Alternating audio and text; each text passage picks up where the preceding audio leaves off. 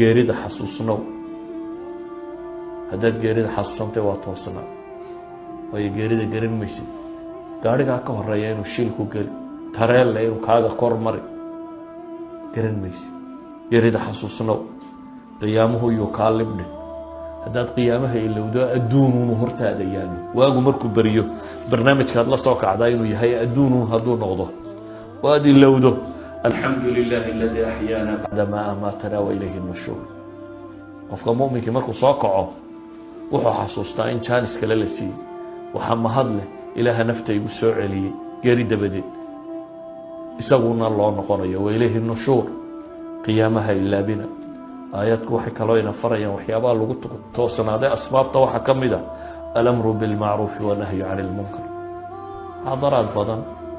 oo hore duuban waa helaysaan oo asbaab alistiqaama ah ama asbaab athabaati cala diin labaduba iyagoo duuban bay ku jiraan nadka ilaahay waxaan ka baryayaa subxaanahu wa tacaala annaga iyo idinkaba dembigeenna inuu dhaafo dembigii waalidkeen dhaafo intaynu ka naxayna dembigooda inuu dhaafo ubadka iyo caruura iyo haweenkeen ilaahay inoo toosiyo dalkeenna iyo dadkeenna dad quman in alla ka dhigo dantooda aakhira iyo adduunba in rabbi tusiyo kuwii toosnaada ee jidka toosan ku toosnaada in rabbi inaga yeelo dariiqa toosnida in rabbi ina xasuusiyo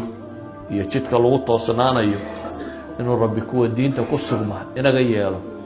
nebi moxamed calayhi salaatu wasalaam baa ku ducaysanaya ilaahu qalbigayga diinta ku sugay inta rabbi diinta qalbigooda ku sugay in rabbi inaga yeelo